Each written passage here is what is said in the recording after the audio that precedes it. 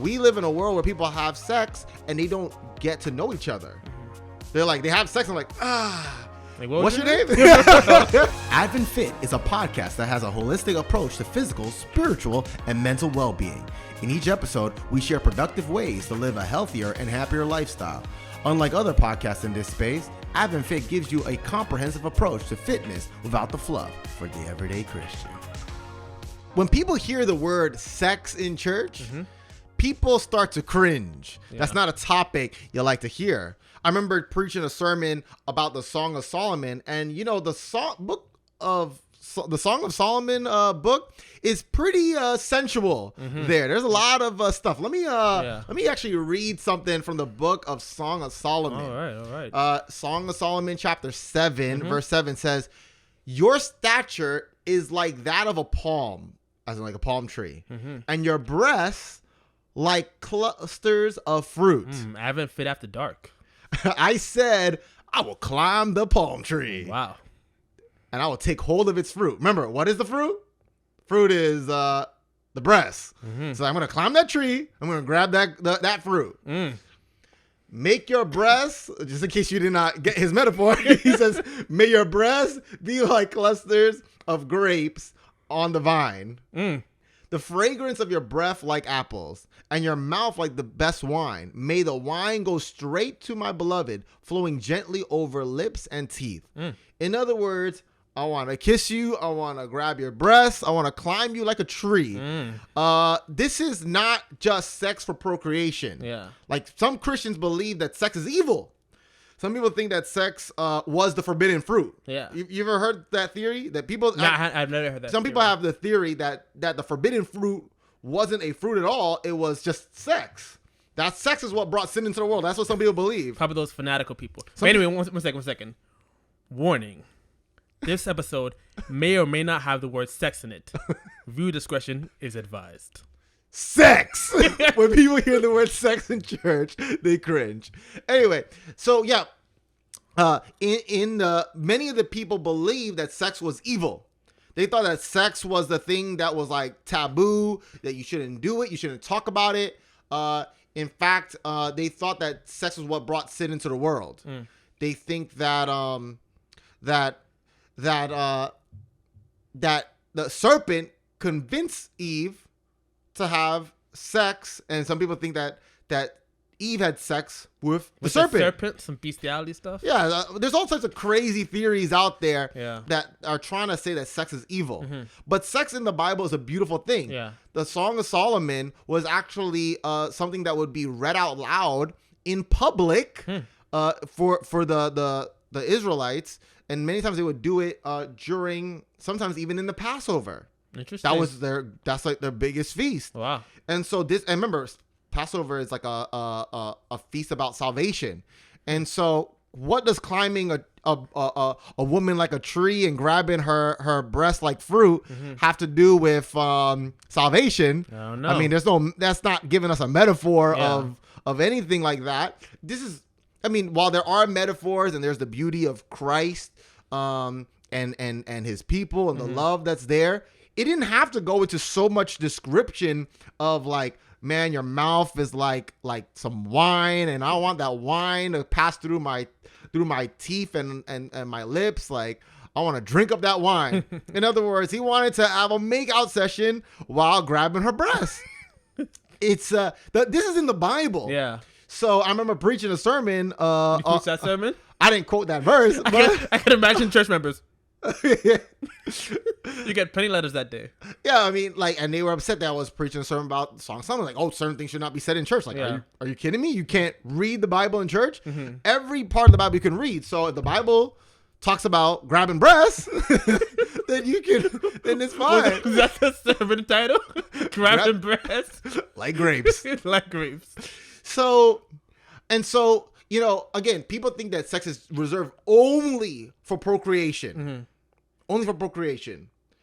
Well, here we read of sex being more than just procreation. We read of sex also being a thing of pleasure. Yeah.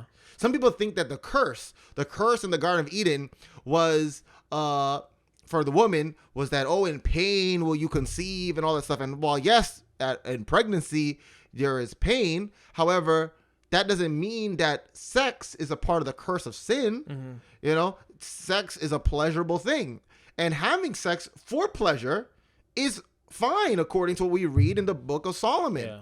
Now, of course, procreation is a part of it, but doesn't mean that my wife, if we're having sex today, we must conceive a child. Yeah. That's not what it's that's not the only reason. There's a bonding. In fact, in the book of Genesis, it throws it into perspective of a man and a woman coming together. Mm-hmm. Genesis 2:24 says, that is why a man leaves his father and his mother and unites with his wife, and they should become one flesh. There's a unity that's there.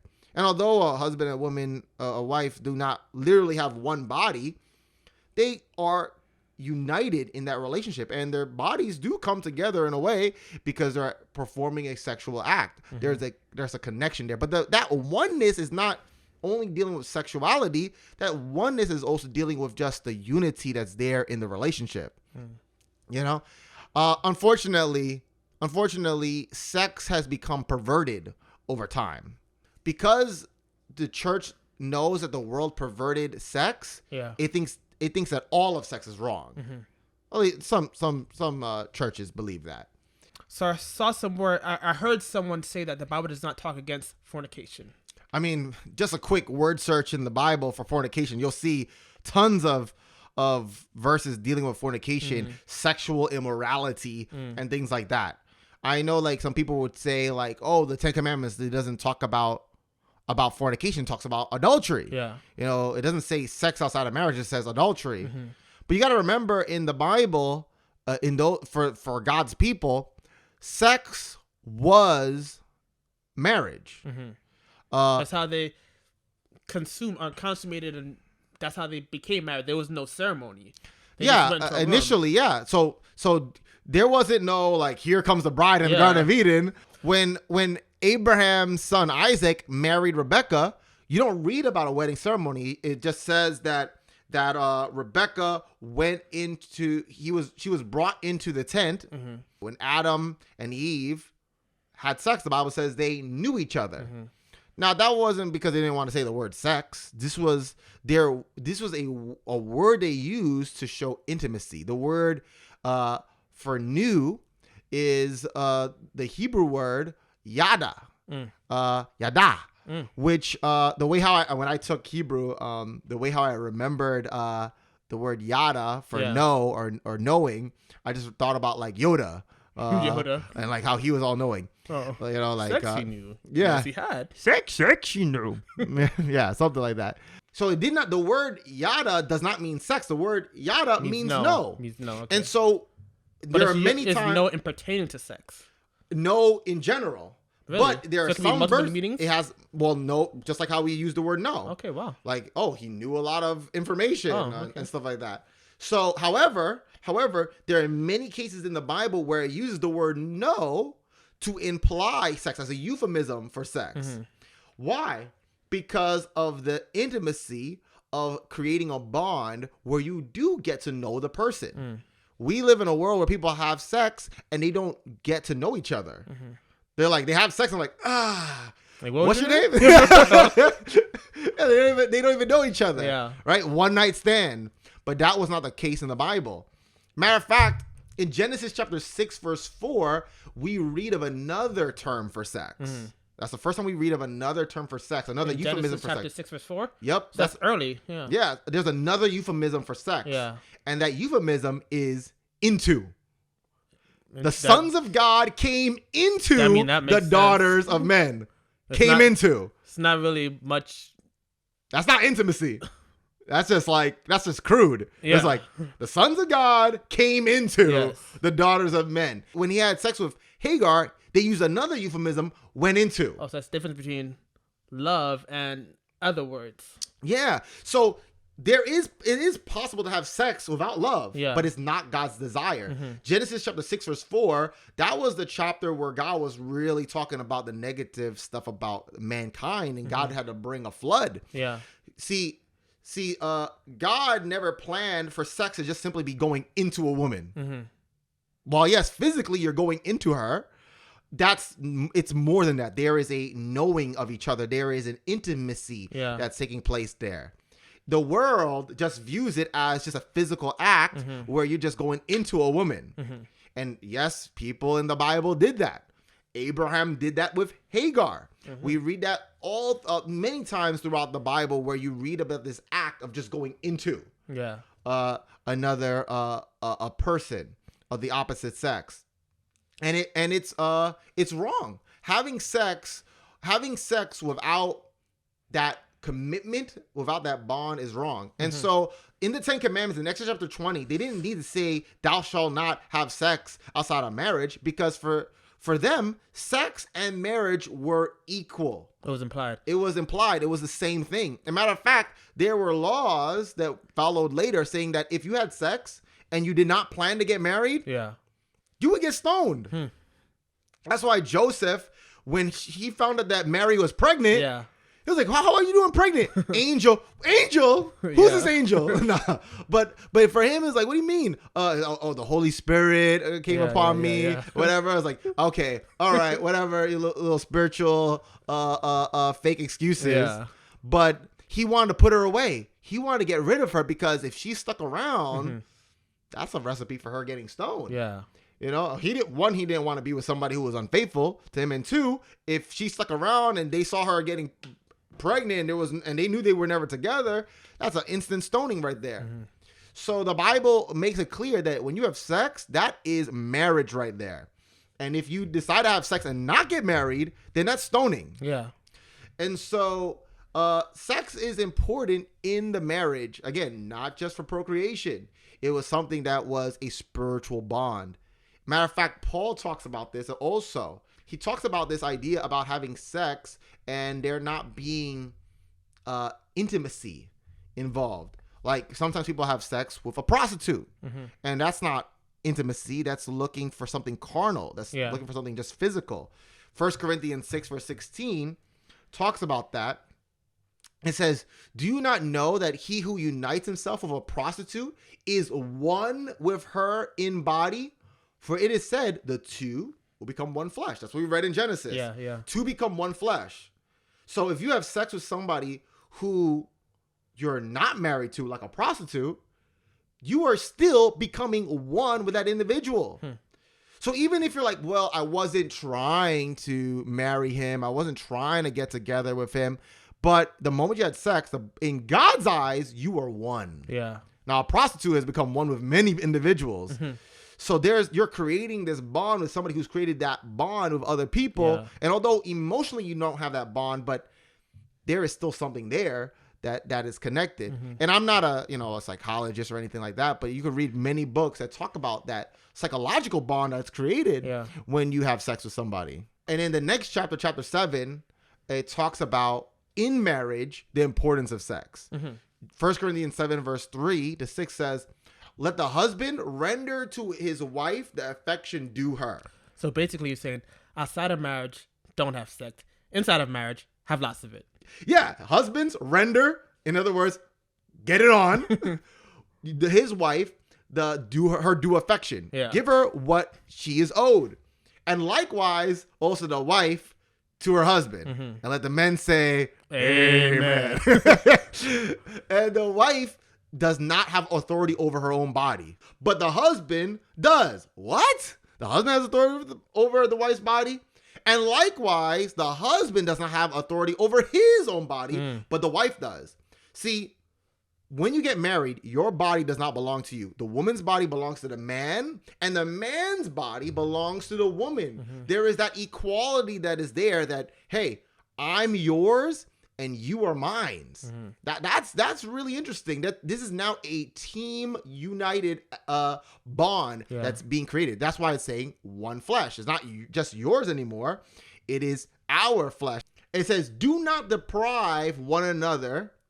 Let's talk about sex. Like, do not try to withhold sex from one another. Do not deprive one another except with consent for a time. When you get married, that's when the sex is meant to begin, not end. Yeah. It's when it's meant to begin and really flourish. It says, do not deprive one another except with consent for a time.